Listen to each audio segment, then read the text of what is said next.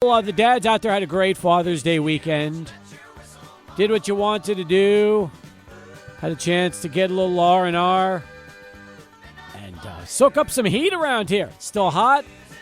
And it's going to be like that for most of the summer. Again, alongside our usual crew, -1, Alberto Duetta will be back with us tomorrow at 4. However, I did see Alberto earlier today. He looked good, rested and ready for the week, along with Michael Plundo and the one and only Adrian Broadus. Steve Kaplowitz with you back here. We've only got you for 90 minutes today, 90 minutes, since we will go till the start of the pregame show for the NBA Finals, game number 5. As Adrian said a little while ago, it could all end tonight. It is all possible that this is going to finally end with the Celtics hoisting another title up to the rafters and, putting the Dallas Mavericks out of their misery. Give the Mavs credit, give the Edmonton Oilers credit. They both extended their best-of-7 series over the weekend with wins that some people didn't think would end up happening, but they did. So we will get a Game 5 for the NBA Finals tonight, which we'll have for you. We will also get a Game 5 for the Stanley Cup Finals, which we will have for you as well. Coming up today at 4:20, Luis Rodriguez, who is the president of FC Juarez. They've got a big one coming up here in less than a week now. It is the friendly with Club America coming up at the Sun Bowl. Excited about that. In fact, I'm looking forward to being out there and checking that action out next Sunday at the Sun Bowl. Should be a lot of fun. So, yes, we will get Luis on the program. Adrian, do you know that you, me, and Luis have something in common, but we don't, because I just realized you went to Franklin. So I thought for a minute you were a Coronado. No way, and man. we will all be T-Birds together. But no, you are a Cougar. That's right. Yeah, how could you forget that, Steve? I'm even wearing the purple today for you. No, I was going to say, you know how I remember more than anything else? Because of the Facebook message you gave me in high school that I never looked at until you were already interning here, and you reminded me, and then I found a message that was never even seen from like 6 years or 5 years earlier. It was crazy. Yeah, you were like, this Franklin kid, forget this guy. I'm never going to give a guy like that a chance. Thank goodness you actually did, though.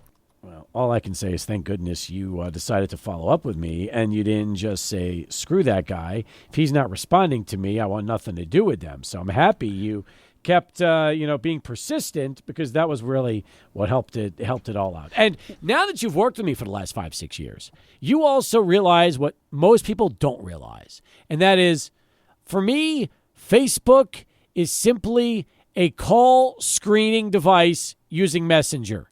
That is it. And that is also one of the reasons why I hardly see anything on Facebook. I think I've adopted this as well, man. I've started to use Facebook less and less. I share my stories, and then I message you, and that's the only 2 reasons why I go on Facebook on a daily basis. Welcome to the club, man. Welcome to the club. So that's exactly right. So, yep, I understand. And all I can tell you is, and Michael, maybe you can help Alberto and Luis. They've arrived somewhere. I don't know where. Alberto says he's here at the station, and Luis is next door making his way over, which means maybe he was eating lunch or something like that. So that's going to be really cool. So we can get them on in. But yes, that's the honest to God truth. But hey, so if anybody ever tries to message me on Facebook and I don't respond, don't take it personally. It is not meant as a slight to any of you. It is simply that other than Twitter, that's about it. I suck at Instagram. I got off of Snapchat. I've never used TikTok. If you ask me, and this is the honest to God truth, if social media went away tomorrow, I would be happy. You want to know why? We would take more phone calls, because that's the way it used to be up until they invented social media. And that's just the honest to God truth. Social media comes in, our phone calls are a little bit down because everybody communicates now on social. So if we had no more social media as of tomorrow, I would be thrilled, because that means that we would probably triple the normal phone call volume on this radio show that we handle right now. So that would be a nice thing. However, if you would like to turn back the clock and get into the program like we usually do, our phone number, 915-505-6009. That's 505-6009.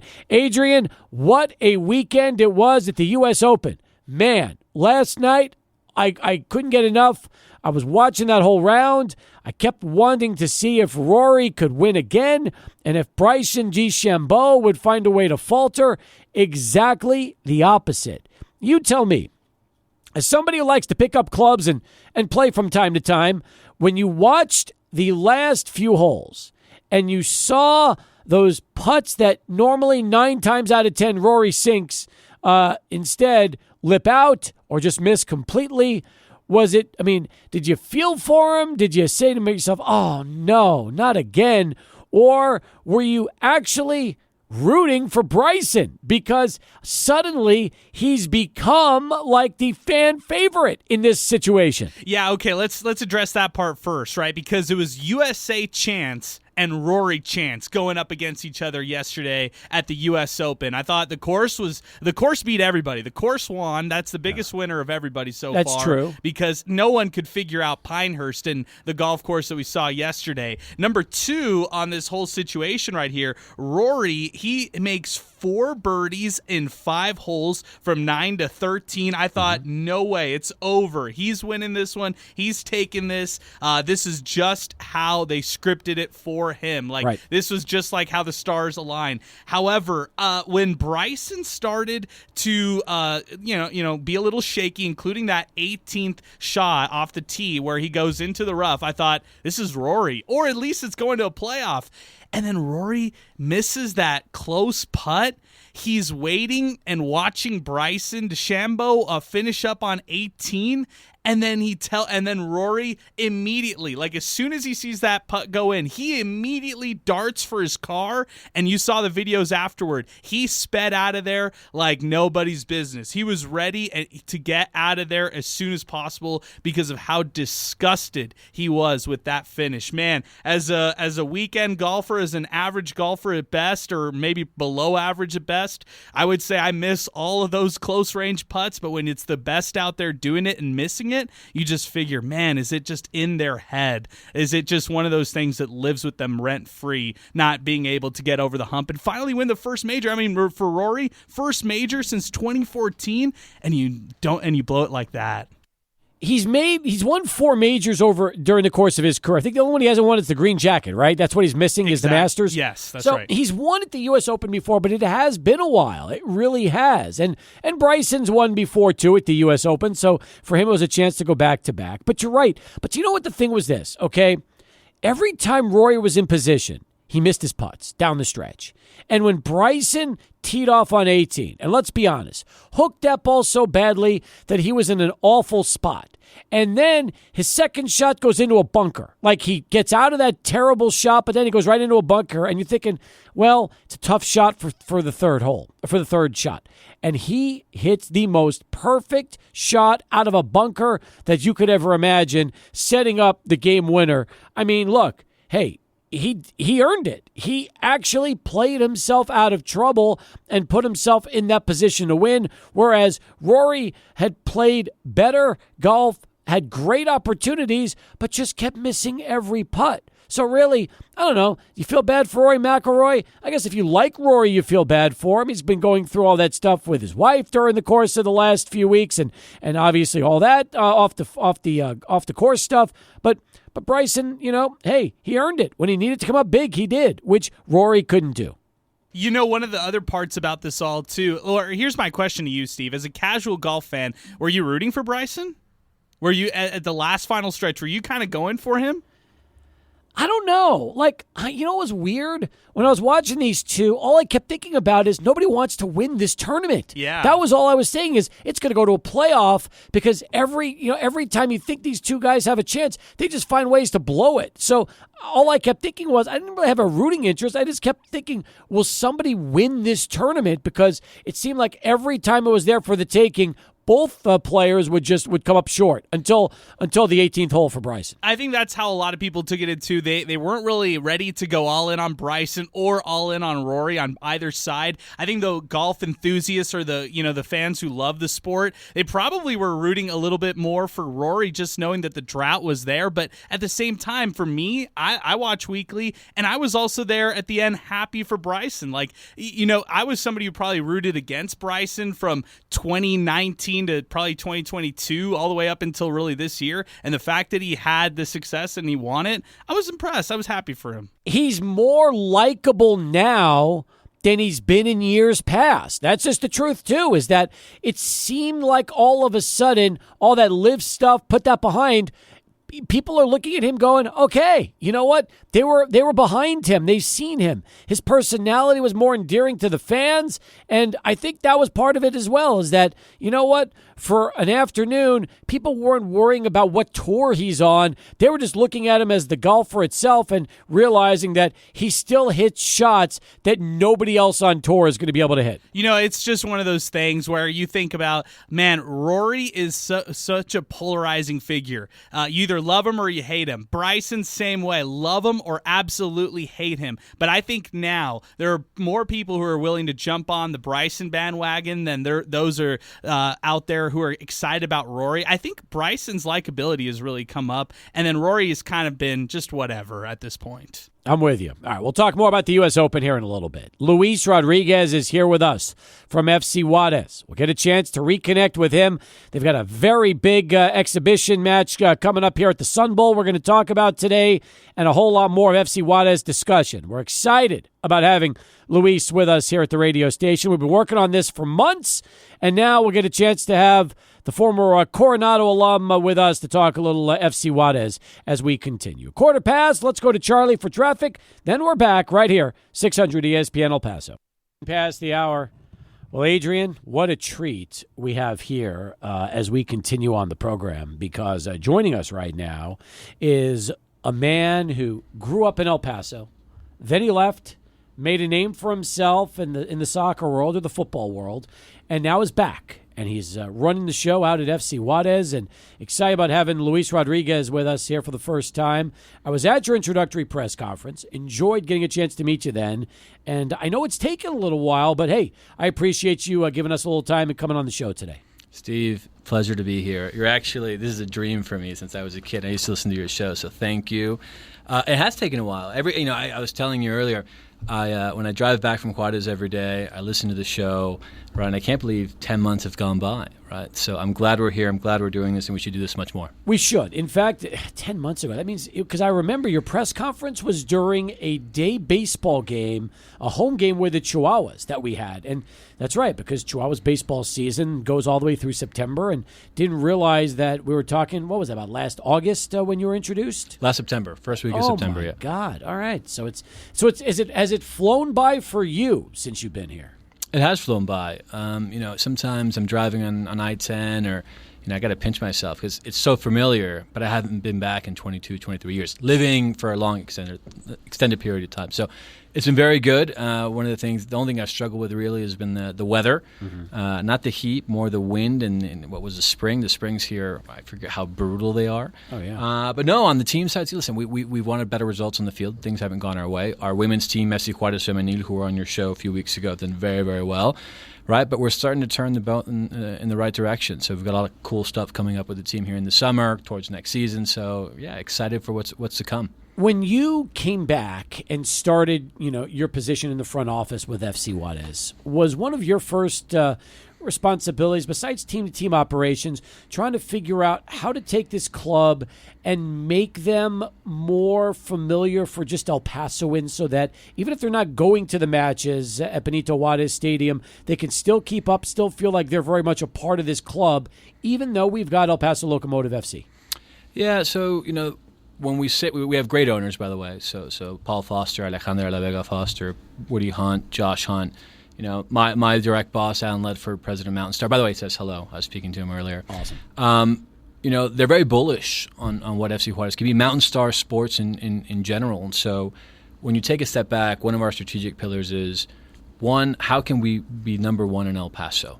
right? And then going to the Southwest, and I'll get into that in a bit. But when you think about it, we are the only major league team of any sport within a 300-mile radius, right? So to the east, you've got Austin or Dallas, whichever one you prefer. To the north, you've got Denver. To the west, you've got Phoenix. To the south, you have Torreon, where Santos plays in Liga MX. Liga MX is the most watched soccer league in the United States. Yeah. Bigger than the Premier League, bigger than MLS, right? More viewers in the Euro or Copa America this summer, right? And the borderland has a team that plays in Liga MX. So we are trying to communicate that more. We're trying to be number one in El Paso. We're trying to connect fans to say, hey, there is premium soccer on the border, right? And then also, too, so people can understand that we're owned by the same company, right? So we're the only team in Liga MX or MLS that owns a USL team. And by the way, they play 2 miles away from our stadium. Yes, in another country, in another city, but it's still part of the same family. Not to mention the working relationship with the two of you have allowed for you to have players on loan with El Paso Locomotive FC, and we've seen those results over the last 5-6 years. El Paso has reaped the benefits of having sometimes players that maybe will get an opportunity to develop themselves more here than they would across the border with FC Juarez. Yeah, 100%. So it's gone both ways. So, for example, we have Benny Diaz. He's our number 2 goalie now at FC Juarez. He was a starter for Locomotive last season. Played a pivotal role when our goalkeeper, Sebastián Jurado, got hurt back in March. Started 4 games.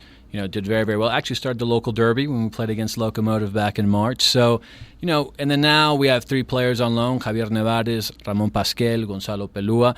So we're starting to see those synergies happen more and more. And that you will see that over the coming years with youth players, players on loan, players, we technically purchase, but there's no cost because they come from the same family. So, a lot of good things in the works. As popular as Liga MX is around the country, like you talked about, they have great television agreements right now and relationships in both English and Spanish, which really help. Why do you think, I don't want to say there's not necessarily a disconnect with El Paso Sports and FC Juarez, but why do you feel like right now maybe we haven't been able to brand the club with the local community like, let's say, we could and maybe still will here in the weeks and months to come as you continue to settle in and try to make these two communities one when it comes to this club? Yeah, I think we've got to own it. I don't think we put the work in. My predecessors, and not that we're putting the shining light on the administration that I manage now, but I think there just hasn't been enough effort put into how do we message what we have here in the Borderplex. This is a soccer hotbed. We've got players who play on the national team. So Ricardo Pepi playing Copa America. He's from Juarez and El Paso. Alejandro Sendejas, who's coming this weekend, he plays on the U.S. national team in the mix. So I think we've never been able to connect the two cities when realizing that both cities have always been connected. Yeah. Right? The amount of people who either work in El Paso and live in Juarez, work in Juarez, live in El Paso, like myself, right? So it's really one integrated community. It's not two cities. It is. That's right. Which, again, gives you the opportunity, like you have on Sunday, playing a huge exhibition match at the Sun Bowl. Hey, that's the kind of thing that really could help open up the doors and get more and more people in this community on board with Los Bravos. Yeah, so we've got a great venue, the Sun Bowl. Probably closest stadium. Well, now there's a ballpark, Southwest University ballpark. But probably closest college venue next to the U.S.-Mexico border. Very iconic. Home to the Sun Bowl game every December. Right. We've got Club America, which is arguably the most followed team in Mexico and in North America. Right. Back-to-back Liga MX champs. Right. A player from El Paso, as mentioned earlier, Alejandro Sendejas. Other national team players. And who are they playing? They're playing the Borderlands Major League team, playing FC Juarez, Los Bravos. First time it's ever happened before, so we want to use his experience once a year. We play the Derby in March. Once a year, do a big event at the Sun Bowl, right, and make it a tradition, right? If we bring Club America this year, maybe next year we bring a European team from Spain or from the UK. We're doing that in July. We're bringing Eintracht Frankfurt, a team that's playing Champions League, plays in the Bundesliga. We're taking them to Juarez. So we're about, bringing soccer experiences to the borderland. I'm happy you mentioned that, Luis, and it's important because we were wondering just last week when we were talking about the Sun Bowl uplift and what they're trying to do with that facility. I mean, when you talk about the turf and what the current playing turf is for the Sun Bowl, does that impact potentially more matches coming to El Paso because it's not natural grass and instead we're playing with the field turf? Or is that a hurdle that you're able to overcome like you will this Sunday? We're able to overcome it. I give kudos to the team at UTEP, and they've been great partners in this match. UTEP has replaced their field turf with a state-of-the-art field turf, right? That is actually FIFA Pro quality. So because it is FIFA Pro quality, we're able to bring first, big-time soccer events, first division teams over. Doesn't mean every time we play at the Sun Bowl it will be on the field turf. Maybe we have to bring in a grass field, right? But it gives us the opportunity to have that conversation. And that's what we want. And I didn't realize that the new turf they have now is FIFA approved. That's a big deal when you're talking about really these kind of matches versus the predecessor, which didn't have that ability. Correct. FIFA Pro quality, which is something that we, when we were doing the whole thing for the match and we were going through, the bells and whistles, we figured this out. We had a great conversation with Club America, right? They're partners as well in the match, and they were very much in favor of doing it. They had played 2 months earlier at Gillette Stadium against New England Revolution, and also FIFA Pro quality turf, so they were all game. But again, opens up the conversation for us to bring more teams, not just in the summer, but maybe in the fall as well. Are there any stadiums in Liga MX that have field turf, or are they all natural grass when you look at every stadium there is? There is one. It is Tijuana, Los Cholos. They have their turf. I have not, ever stepped on it. From what I understand, the players do not like it. However, they are also changing their turf this summer to also a FIFA Pro quality turf. So everyone, and the other thing too with Leagues Cup, the annual competition we play against MLS teams. Mm-hmm. You've got 5 or 6 clubs in MLS that play on field turf, right? So I think that taboo of not playing on field turf, it's going away because we're doing it every summer. Not to mention, there are some venues that are also NFL venues. So if you play in, let's say, a college, an NCAA venue, or in an NFL venue, you mentioned Gillette Stadium, for example. Yeah, some of those are going to be those same surfaces that you can use for different sports, not just football. Maybe it also has the type of turf that you could play multiple sports on. Yeah, these multi-purpose venues are great for that. Also, too, when the sports fan thinks about it. There's also a maintenance issue. We have a very difficult time keeping our training fields top quality, right? The weather in El Paso, as I mentioned earlier, it's brutal, right? So you've got very extreme winters, very hot summers, you've got wind, right? So even maintaining really high-quality grass fields is tough in this area. More with Luis Rodriguez as we continue here on Sports Talk. 505-6009. We are at the bottom of the hour. Let's head over to Michael Plundo, standing by with this Sports Center update. All right, Michael, thank you very much. As we continue here on Sports Talk, Luis Rodriguez is with us as we continue. President of FC Juarez and someone who grew up in El Paso. In fact, for people that don't know your story, because it's a great story, tell everybody about just what your life was like growing up here in the Sun City, and when you had the opportunity when you left to really make your name in the soccer world. Yeah, so I grew up here in El Paso. I grew up on the west side of town. I grew up playing all sports. Really took a liking to soccer and really started focusing on that when I was 12, 13 years old. Really, my best friends from home come from playing soccer. Fortunate enough to play with them at Coronado High School, so I graduated in 2001. I have great memories and always really loved being from here. Really, if UTEP had a Division I program, I would have never left, to be quite honest. Didn't want to leave. Would go to Juarez a ton. I have a lot of family in Juarez. Used to go to soccer games there, and so really was able to experience the bicultural nature of the Borderplex. I went to UTEP for 1 year in 2001, and then in 2002 I moved to New York. I went to St. John's University, where I was a member of the men's soccer team there.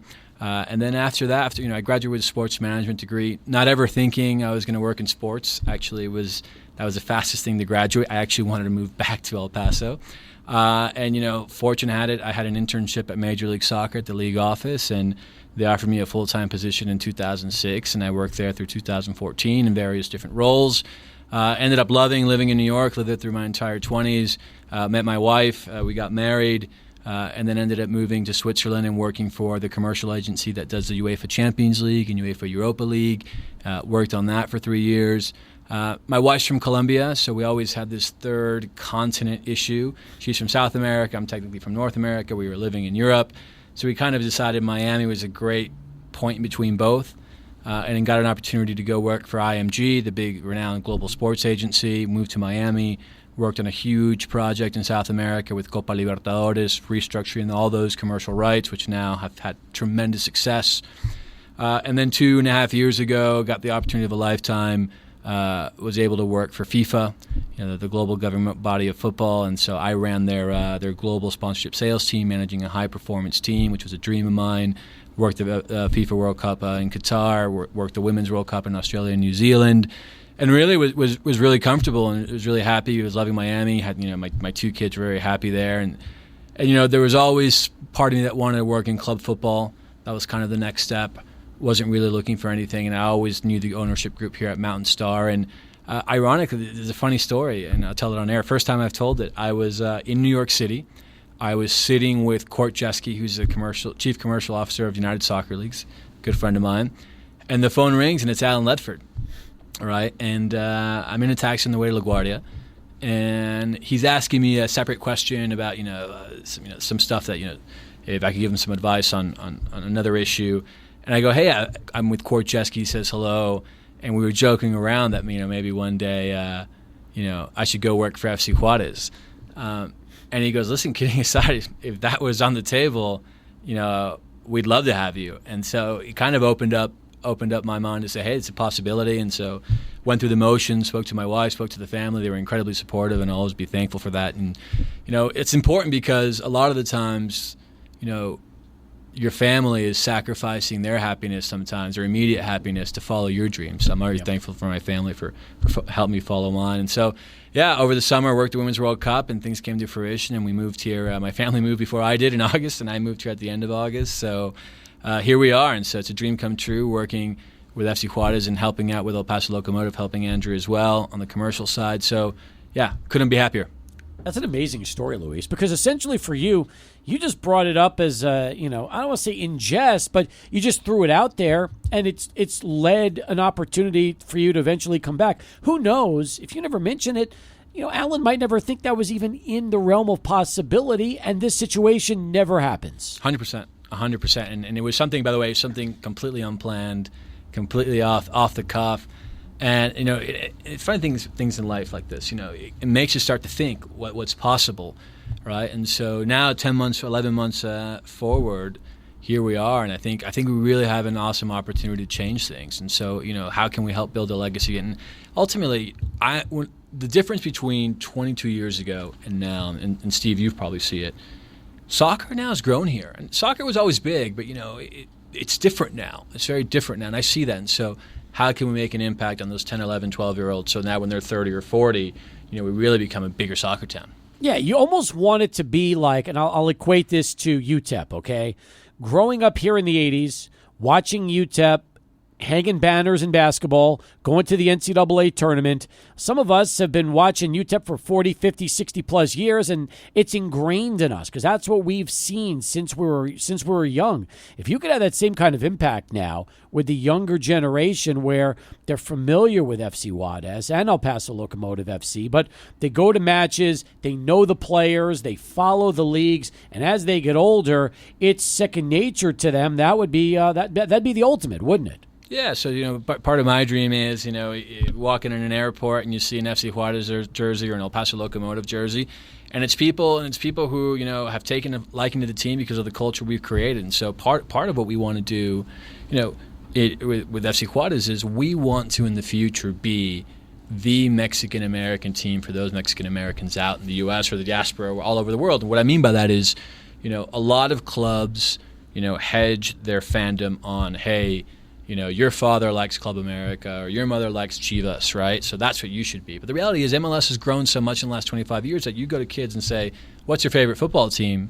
It's LAFC, right? So what we want to do in the future is say, hey, my favorite football team is LAFC, but I kind of, I really like FC Juarez from Liga MX because they represent my identity, right? And by the way, you don't have to be Mexican American. Just how can we help you fit into the identity?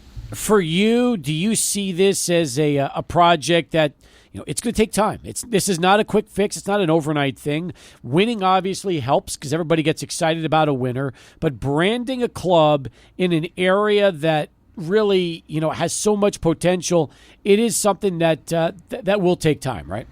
It will take time. All good things take a ton of time, and I hope to see it through in terms of it could take 5, 6, it could take a decade, right? So we've got a global brand. Juarez is a global brand.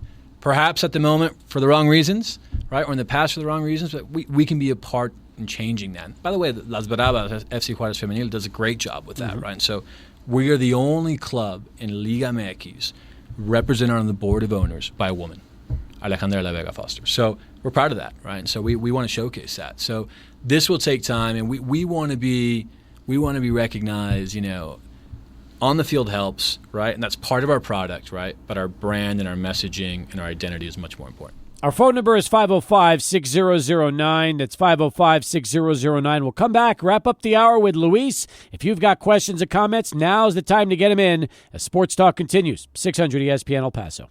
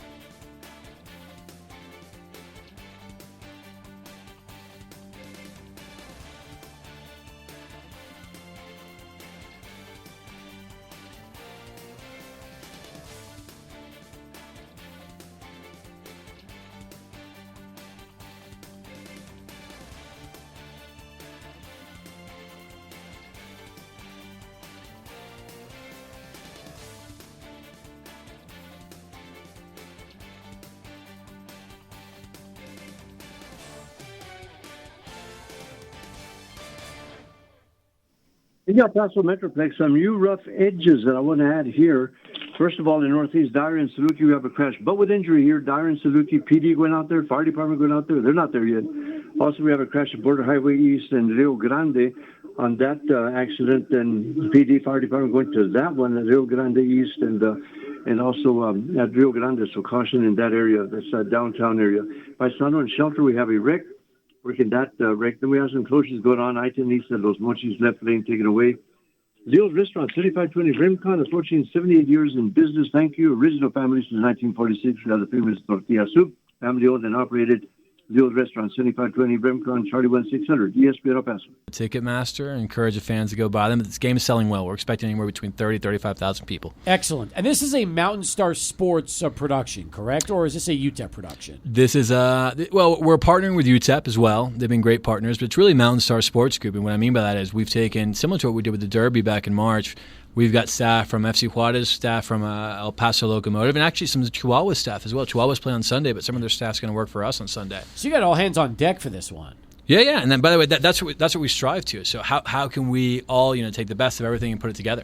And the goal would be to do this annually and have like a big match once a year that fans can look forward to. We'd love to have one once a year in the summer, in June, on the weekend. Beautiful sun, at night, under the lights. Yeah, every year we want to do it. Could you see the Sun Bowl starting to host some of the bigger scaled matches as well? Possibly a U.S.-Mexico friendly, maybe an under 20, or some of the the national games? 100% they can. A friendly is no problem. It's just a matter of aligning the dates. And ultimately, what these friendlies look for is there demand in these cities for soccer? And are people hungry enough to come and watch it? So I think, there definitely will be. Can you imagine U.S., Mexico, and El Paso, how great that would be? It'll be wild. Yeah. It'll be wild. I mean, who would go? These games are funny because the people who you think would root for the U.S. root for Mexico. They do. Right? And vice versa. We have calls all the time about people that have lived here their whole lives, and they're pro-Mexico, not pro-U.S. When it comes to the national games, they're like, you know what? We'll never change our allegiance. My father rooted for Mexico. My grandfather. That's how they grew up. Yeah, what's interesting, too, is you speak to a lot of the people here who they've grown up here, but they root for Mexico. Then when they're with their family in Mexico, they're considered American, right? So then they go for the U.S., right? So it's just really a unique niche in culture. All right, let's go take some phone calls right now. 11 in front of 5. Sports Talk continues. We've got Alex who is on the lines. Alex, welcome. You are on with Luis Rodriguez from FC Juarez. Hey, guys. Another Coronado alum here joining the conversation. I just have a few questions. Really, my first one is, you gained some heat there at the end of last season. You win, I believe it's 4 out of your last 6 to pick up, as many points as you can. But I'll just be honest, you have 7 exits since the season ended, and you've signed no one. And your key offensive piece is 30 years old. I guess the only question is this the squad we're rolling with for the next season? And then my other question, and I'll get off, is there's been a lot of talk connecting FC Juarez and the owners to buying a club in Spain. Is there any advancements on that? And I'll let us go. Thank you, guys. Oh, good. It's only taken us 30 minutes, but we finally have some juicy questions for you, Luis. That's good. Softballs are gone. Now they're throwing fastballs at you. Let's start first with that second part about the ownership group in Spain. Yeah, Alex, thanks for the call. Once a T-Bird, always a T-Bird, so thanks for the call. So if you look in the press, I think the ownership's never been shy in terms of wanting a club abroad, right? Specifically Spain. Spain is an interesting market because of the language, right? So one of the reasons for this, it provides a pathway for players to one, they can start in El Paso, then they go to Juarez, and then every major big-time player wants to play in Europe, right? One of the top 5 leagues, right? So this provides a pathway there. And so, there's also, it's hard to bring players to the borderland. It's a tough place to play, right? So this provides an opportunity for players to really consider Mountain Star Sports Group, right? Or whether it's one of the owners owning a team, right, out in Europe. So if it's apart from Mountain Star Sports Group. So, yeah, I think there's always an intention to do something in Europe, and time will tell. Awesome. Now, back to the question at hand about the club, talking about some of the players leaving and the roster as it stands right now. I'm always assuming that most GMs will say, no roster is ever set. You're always thinking if you can improve a team at any point in time, you will. That being said, are there moves still to be made, or do you feel like the roster you have at this point is the one you want to roll with? No, the moves will be made. And so Alex makes a good point. We've had 7 players who will likely be moving on or are moving on. One of the unique things about Mexican soccer, specifically in this apertura time of the year, which is July to December, is the player transfer window starts July 1st, right? Our season starts July 5th, right? But the player transfer window ends at the end of August, right? So yeah, there are sometimes our team could look a little bit different by the time we get to week 10, right? And those are risks we take, right? Sometimes they go very well, sometimes they backfire. Last year we started amazing. We made some trades, and we didn't end the season so well. So I think part of it too is how do we find the right pieces of the puzzle to get in the mix, right? So these changes will start to happen in July. Is this the part of the job that you've enjoyed a lot because you haven't really had that the day-to-day when it comes to player operations like you're certainly dealing with now? Or for you, is it more of the sponsorship side, the sales side, or when it comes to player acquisitions, is that something you're very much involved in? I manage the business day to day. The player side is an integral part to it, but I'm not involved in the X's and O's. We've got a great team, included by my counterpart Andres Fassi. Right, he's the president of sports for Mountain Star Sports Group.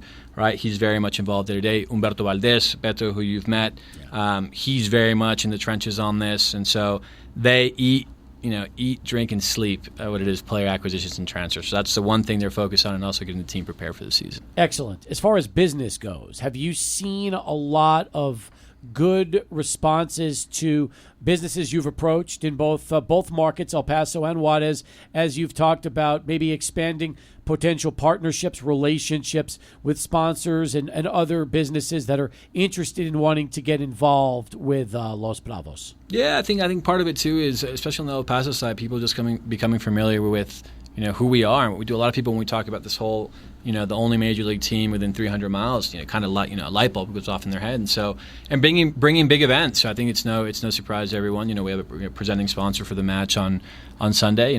Casa Auto Group, right? And so they're part of the Locomotive family also. But I think the idea of extending their relationship into first division soccer, the most watched league in the U.S., being a part of that, I think is interesting. In terms of the future, where do you see this going here in the next couple of years? Give me the blueprint. Let's say your blueprint for growing the club comes to fruition. Where could you see this here, maybe the next time we get a chance to talk to you here down the road? So, we need to improve on the field. I think there's no doubt about that. I think ownership also agrees, and our counterparts on the sports side, right? But at the same time, in parallel, how are we building a brand? How are we building an experience for fans? So we're talking during the break about bringing Steve and team coming to Juarez for a game, right?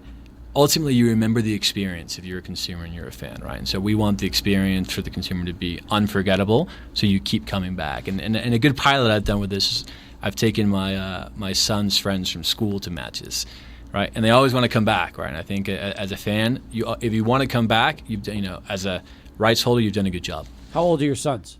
10 and 6. Oh, so it's the perfect age. You get them indoctrinated now, and they're like we talked about. They're going to grow up being fans and hooked on it, and wanting to go to every match and realizing that that's a big part of their childhood. Yeah, one of the cool things about soccer, all sports to be fair, is when you speak to people when they're older, right? And when the team is lost or they're in the emotion, right? And whether it's good or bad, they always say, thanks to my father, I became a Bravos fan, right? And so, when I'm long and gone, I want my kids to tell my grandkids to say, I became a Bravos fan because of my father. So I hope that will happen. They know much more about the team than I do. Sometimes they ask me about transfers I haven't even heard of because they've seen them on social media or on the internet. So it's amazing what kids know. Last question. Merchandising is huge. It's a big part of the sports experience. Where in El Paso can fans find a complete line of FC Juarez merch? Well, you can go online and find it at fcjuarez.com. Right, you can go to the Mountain Star Sports Store as of next week. Right, we will have gear. We'll have gear on Sunday. We've got 3 stores in Juarez. Right, our idea is to have much more merchandise here in El Paso. We had a huge Cobras launch. The Juarez team from the 90s back in March did really, really well. So, yeah, you'll see a lot more of our gear. The Margarita green jerseys, you'll see them out and about. But good. It's been fun. All right. Come back and see us again, Luis. Great to have you here, and especially now that we know you spend your time away from work in El Paso where you live. No excuse for you not to drop by and check in from time to time with us. Thanks, Steve. It's been awesome. You got it. He's Luis Rodriguez, folks, and joins us from FC Juarez. 1 hour down, 30 to go. We'll get you ready for the NBA Finals. It's game number 5, and it's coming up here in half an hour on 600 ESPN El Paso. Adrian Broadus. All right, so we have 25 minutes left here on the program, and then we'll get you ready to go for NBA Finals Game 5 action. The Celtics with a chance to win it all tonight. Dallas hoping to send it back to Big D for Game 6. I'll tell you what, if Dallas wins tonight, that would make things very, very interesting. I don't think it's going to happen. I'm not a betting man, but if I was a betting man, I would put my money on the Celtics today and see what ends up happening. But once again, that's coming up here at the bottom of the hour. Excited about that as we continue with Michael Plundo, Adrian Broadus, Steve Kaplowitz. Chihuahua's back home tomorrow night against Sugarland. The Skeeters, excited about that as well. Excited about the possibility, Adrian, of broadcasting the show, as Luis said, from Benito Juarez Olympic Stadium. We've never done that before. You want to talk about sports bucket list items. I have never broadcasted Sports Talk in almost 30 years, 27 plus years, from Juarez. This would be a first. And if we can make that happen, be very excited about the potential there.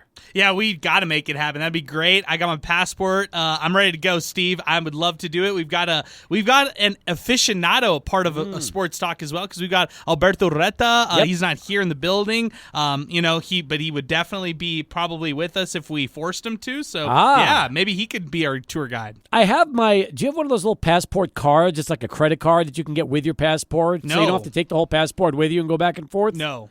Okay, I have one of those. So I'm excited. And a passport. So, yeah, we're both ready to roll. We can make this happen. Yeah, I'm excited about this, man. I love Juarez. Okay, good. When was the last time you've been to Benito Juarez Stadium? Never. Me neither. This could be cool. Yeah, I think this would be awesome, man. Just have to go, test the equipment in advance, and then we'll be ready to rock. That's no problem at all. Let's make it happen. I think we should do it, man. I do, too. I'm excited. This is going to be next month. So thank you, Luis, for putting that in motion and give us a chance to cross that one off the bucket list. How about that? Be your first international broadcast in Sports Talk history. Man, that would be a great bucket list item like you were mentioning, Steve. I'll also mention this. I have not been to Juarez recently, so I'd love to go back. I'm jealous of my mom. I feel like my mom goes out to Juarez. Not a lot, but she goes and has some fun over there. So, yeah, I want to get out there for sure. Do you know that the team at Mount Star has been talking about this for us? They've invited me in the past. I've just never been able to make it out there, and this would be the perfect time to do it before the friendly against Frankfurt. What a great chance that would be. Yeah, that would be great. I would love it. Yeah, me too. So that is something that again could very well become a reality for us, and looking forward to that. All right, 505-6009, our telephone number as we continue here on Sports Talk. 505-6009 gets you right on in and through to the show as we have the abbreviated 90-minute edition today, and then 6:30 tomorrow and the rest of the week with the Chihuahuas in Sugarland. I was hoping we would get you, Darvish, here Wednesday on an injury rehab start, but Adrian, he's going to Fort Wayne, and here's why. The Padres are on the East Coast. If they were in San Diego this week, we probably would get you, Darvish, here Wednesday. But Fort Wayne is a much easier trip to get back and rejoin the team, so he'll be going to High A and making the rehab start on Wednesday. Do you think we'll ever get a chance to see you, Darvish? It's hard to say, right? I mean, we could easily just say, hey, any other rehab stint, but practically, I don't like the practicality reasons. You just listed it right there. It might make more sense for Fort Myers than it would, here at El Paso. Well, let's put it this way. Again, Fort Wayne's Indiana. They're in Philly tonight, starting a series with the Phils. And then looking at the schedule, let's say like Darvish needs to make a couple of starts, right? They go, and it's a tough trip for them because they go from Philly and then they're home Thursday through next Wednesday. They've got Milwaukee and Washington. So let's say Darvish makes a rehab start Wednesday and then needs another start. Then maybe next no, because next Tuesday they'll already be on the road. So it would have to be Sunday, and he's not going to start on 3 days rest or 4 days rest. So unfortunately, no, I don't necessarily think it's going to be in the cards. Yeah, it doesn't make sense this summer. And you don't want him to get back on the injury rehab list. So, this is just hopefully for the Padres' sake, a one-time kind of deal. Yeah, that's true. That is really true. But anyway, you never know. There was rumors going that we possibly could get a rehab assignment this week for Kyle Tucker. So Kyle Tucker is one of the best outfielders in baseball as he's trying to make his way back from the Astros. If he needs some minor league rehab, since Sugarland's here through Sunday, maybe we luck out and get Kyle Tucker coming here later in the week. Maybe if I text Tim or something a photo of Kyle Tucker when he joined us on the field for the AAA All-Star game back in 2019, maybe he'll be willing to do a spot with us or something, Steve. Could you imagine how cool that would be? A little full circle moment for Kyle. Not for us. That would be awesome. Hey, this happened earlier today at El Paso High School, and it's very cool because it kind of flew under the radar a little bit. Micah Parsons was in town for a football camp today, and this is something that I thought was really cool. Getting the opportunity to be part of this, you think about it, Adrian, man, I mean, he mentioned when he was here at the Jones Brothers game that he wanted to come back, and he was going to come back. Well, Micah Parsons having a youth football camp in June in El Paso is probably one of the coolest things that could happen to all these kids that are big football fans. Yeah, I couldn't agree more. I mean, look, think about this week in particular, Steve. Micah Parsons holding the camp today out at El Paso High. I believe it's Friday. If it's not Friday, it's Saturday that Will Hernandez will be hosting his first camp here in El Paso for the youth. That one will be free with Will Hernandez. The one that was was held earlier today, with Micah Parsons was paid. Let me give you the full rundown. This is thanks to our pal from Football Friday Night, Angel Torres, who said, listen to this, okay? 1 p.m. start. That was the time for registration. The line to register kids went outside the main football exit at El Paso High. It went way down the street all the way to Cliff. Once they were registered, the kids were onto the field and were lined up by age group. Micah Parsons showed up around 2 o'clock today. Those who paid extra were taken to an end zone spot where there was a backdrop and personal pictures. And so there was a DJ, and the DJ announced that every kid who registered with an email will receive group pictures that were taken, with Micah Parsons. He jumped from group to group, taking pictures, very enthusiastic. Angel Torres also said that Micah Parsons could not have been more accommodating, said he was engaged with every single kid who was out there. The expensive package, Steve, get this, $600. Oh my God. Okay, but for all the other campers, they paid $150 to go there. And then there was another upgrade that he couldn't figure out what it was for $200 more. So you could get something for like $350 with Micah Parsons at this camp. So he stayed past the deadline, which was right here at 5 o'clock, and he's still throwing passes to kids. He's having a great time. He's in sweatpants and T-shirts, so there you go. Wow, that's very cool. Very cool. Thank you, Angel Torres, for the full camp rundown. You know what? I'm impressed, and let me say this. I am impressed, and more than anything, thank you, Angel. I'll say this, too, which is also very cool. Look, was it cheap? No, it wasn't, but props to Micah Parsons for coming to El Paso when it's 100 degrees outside and for 3 or 4 hours putting a football camp together in the prime hottest part of the day. That's a big deal. Yeah, Angel was texting me that he was so impressed that Micah would go into these group sessions to take photos and then immediately pop out to help with drills. So he never had a break, Steve. He was constantly being pulled left and right to take photos and then go to the drill spot. Take photos and then go over here to help out some campers. So he was very, very engaged throughout the camp. Wow. All right. Well, let me say this. I'm impressed. You knew it would do well just because it's the biggest name. It's just imagine if it was 40 years ago and Emmitt Smith was hosting a camp during those days. Or let's go more recent, Des Bryant. Or, you can look at anybody, really. Anybody on the Cowboys who's a major name. Micah Parsons is the best defensive player on the team. You could argue he is the best player on the team. And when you've got the best player on Dallas putting a football camp together, even if it's a paid camp, do we know how much the regular cost of the camp $150. All right. For the afternoon. I mean, most parents would say, yep, we'll do that in a heartbeat. For our kid to have a chance to be on the football field being tutored by Micah, that's great. What it also goes to show you is now you also know why the Jones Brothers football camp, which is free through the A&A All the Way Foundation, sells out in a matter of minutes when those spots go on sale.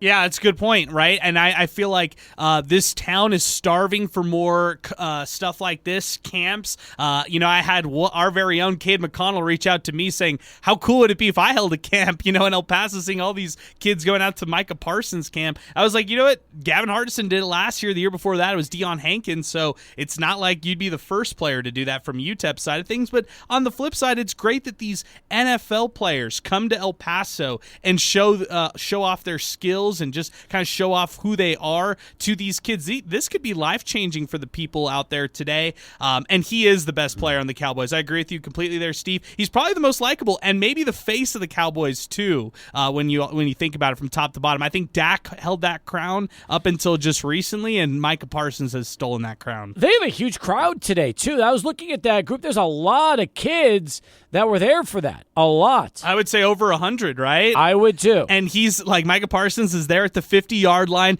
being mauled by these little kids, and then he's throwing a pass 50 yards to the end zone for kids to catch touchdown passes. Michael, you tell me, how cool would that be if you were, let's say, 10 years old, and all of a sudden one of your heroes would be coming to town for a football camp?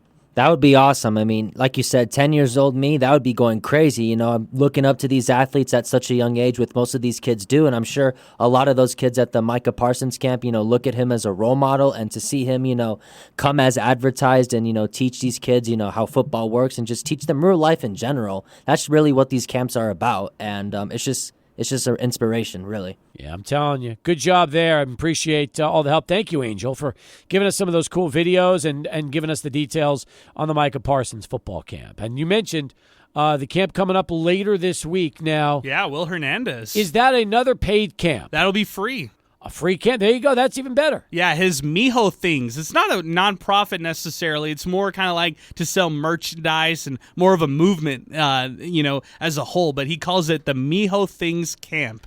Is he actually combining and joining forces with Iris Lopez from our partner station, Kiss FM? Oh, that's interesting. No, that's not the case whatsoever. Mijo Things is completely different than Mija Yes You Can. Yeah, I thought Mijo and Mijo would be kind of a cool collab. It would be a good collab. I should pitch that to him. Mijo Things and Mija Yes You Can. Why not? I really like the collaboration possibility there. 18 past as we continue on Sports Talk. We'll come back and wrap it up right after Charlie 1. One last traffic update, and then it's on to the NBA Finals here on 600 ESPN El Paso. All right, final countdown here on Sports Talk as we wrap things up on a Monday. Esteban letting us know that we can cross the border with a real ID compliant Texas driver's license. Don't need a passport, he says. Just look for a gold star on the upper right corner of your license. Okay, I've tried to do this before multiple times with my friends, and maybe it's because I look like a college kid that was, you know, just trying to get back to the U.S. But when I was doing this before in the past, they would give me a hard time, Steve, at the border. Yeah. Well, maybe, you know, Albert, maybe, you know, Esteban is one of these people that just, they look at him and they don't even give him, you know, they don't even think twice. Who knows? They just nod. They just let him in. Yeah, maybe so. Anyway, so you've had a hard time. So, yeah. Yeah. The passport is probably the safer way to go. That really is. I'm just excited about using my passport card, which I haven't used since I got it. So this will be great. Nice. It's always fun to use the passport and get another stamp or stuff like that. Yeah, most definitely. There you go. So anyway, 22 past the hour as we continue. If you want to duck a call in the last few minutes, 505-6009. We have not talked about the latest Caitlin Clark saga with Angel Reese over the weekend, the flagrant one foul call that people have been talking about and playing to death. I said this earlier today when I was on with Buzz on the Q. Adrian, I grew up watching basketball when that was the norm, and they've really gone out of their way to clean up the sport. No more fights, no more hard fouls, no more, you know, all the stuff that we're used to. But it's like, I watch this, and I'm thinking to myself, I'm like, you know what? This just reminds me of when I watched ball in the 80s, and that was just kind of the norm. And now everybody's talking about, you know, Angel trying to take off Caitlin's head and this and that. And I'm thinking to myself, man, instead of just, you know, analyzing every single hard foul like the Zapruder film, why just let them play and just leave it alone? And, you know, if you don't talk about it so much, maybe it won't be such a, you know, things won't be blown out of proportion the way they are every time they play. Yeah, I think it's a good take because I'm just ready to continue to talk more about basketball with these two. Angel Reese playing for a much better team than Caitlin Clark, so she's probably fueled by her own roster. She's had players on her own roster, you know, be chippy against Caitlin Clark and vice versa. Caitlin Clark, watch a game. It's not like she's just this innocent girl. She's talking smack too, man. So let everybody play. Let them talk the smack. Let it be physical. Let the refs call what they need to call. Let suspensions happen if it gets to that point. But let's just keep going and talking more hoops. Michael, you want to weigh in on this before we get to NBA Finals prediction for Game 5? Of course. I mean, you know, I think the hate of the, you know, Angel Reese and Caitlin Clark, I think a lot of it is not really justified. I mean, as Adrian mentioned, you know, Angel is on the way better team at the moment than Caitlin Clark is. But I agree with Adrian, you know, to his point about letting them have fun. Just have fun, you know, play basketball. That's what we're here for. I like the fact they hate each other. I don't understand why we have to live in a society where we want everybody to be great friends with everybody on the floor as well as off the floor. You know, again, I feel like it's part of competition. It's part of being a rival. And if you don't like somebody, that's not a bad thing. It's not like you have to like everybody so much on and off the floor. Most athletes that grew up felt they couldn't stand their opposition even when they were away from the game. So that to me doesn't bother me at all. I just feel like we're so sensitive that every time something happens, because of the history of these two, all we do is want to blow it up and just make a huge deal out of it. And I've had enough of it already. Just want to let them play some ball. Just constant, oh, this person should get suspended, or oh, there's no business for that in our league. Just forget about it, man. Just play hoops and focus on the actual sport itself. All right, let's talk about tonight now, and let's get to Game 5. Will we be able to see a Game 6, or will the Celtics just put this one out of commission? I think the Celtics are going to end it here tonight. Game 4, pretty forgettable for them. I think, they're coming back home to the Garden. That crowd is going to be jumping because of what's expected out of the Celtics team tonight. And I think they're going to be hoisting a trophy tonight in front of those fans. Adrian. Foolishly, I'm going with the Mavs. I bought in after Game 3, fourth quarter, and you might ask me, well, wait a second, isn't that the quarter that Luka fouled out and they blew that game and choked that game out at home in Dallas? Yes, that was the game. I thought there's something flipped, though, and I just don't feel like Boston was the same team in Game 4. You could argue they just shrugged that off. Yep. Tatum kills it tonight, and they eviscerate the Mavs to hoist another title. I got the Mavs out tonight. I think they're going to extend it and push it to 6. I'm going to take this. I'm going to take a page out of Esteban's Twitter X handbook. I think it's a gentleman's sweep. They were very kind enough to give Dallas that Game 4 at home because they decided, all right, we're just not going to show up.